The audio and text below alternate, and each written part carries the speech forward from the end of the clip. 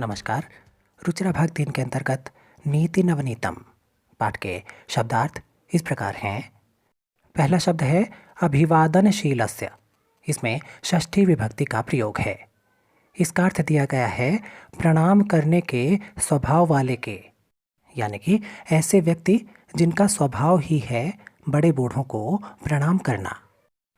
अगला शब्द वृद्ध जमा उपसेविनः की संधि से बना है, वृद्धोपसेविनः, जिसका अर्थ है बड़ों की सेवा करने वाले के, यानी कि ऐसे व्यक्ति जो बड़ों को प्रणाम तो करते ही हैं, साथ ही बड़े बूढ़ों की सेवा भी करते हैं। क्लेशम, क्लेशम का अर्थ है कष्ट। सरल अर्थों में कष्ट को दुख कहा जाता है। अगला शब्द निष्कृति ही दिया गया है, जिसका अर्थ होता है निस्तार।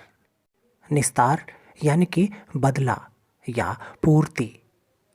अगला शब्द कुर्वतः दिया गया है, जिसका अर्थ है करते हुए का। आगे बढ़ते हैं परितोषः, जिसका अर्थ है संतोष। इंग्लिश में सेटिस्फैक्शन कह सकते हैं। इसके बाद अंतरात्मनः शब्द दिया गया है, जिसका अर्थ होता है अंतरात्मा की या हृदय की। अगले शब्द कुर्वीत का अर्थ है करना चाहिए और न्यसेत का अर्थ है रखना चाहिए। अगले शब्द पूतम, इसका अर्थ है पवित्र। और नृणाम, जिसमें षष्ठी विभक्ति का प्रयोग है, इसका अर्थ होता है मनुष्यों का। पाठ के अगले शब्दार्थ के अंतर्गत दिया गया है वर्ष शतैः, जिसका अर्थ है 100 वर्षों में या 100 सालों में।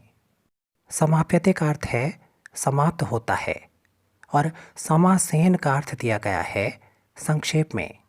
इंग्लिश में कह सकते हैं ब्रीफली। विद्यात का अर्थ है जानना चाहिए या पता होना चाहिए। और अंतिम शब्द सत्यपूताम का अर्थ है सत्य से पवित्र, यानी कि ऐसी वाणी जो सत्य की पवित्रता को धारण किए हुए हो। इस पाठ से संबंधित विस्तृत अनुवाद, अभ्यास और इसके बहुविकल्पीय प्रश्नों यानी कि मल्टीपल चॉइस क्वेश्चंस की वीडियोस का लिंक इसके डिस्क्रिप्शन में दिया गया है।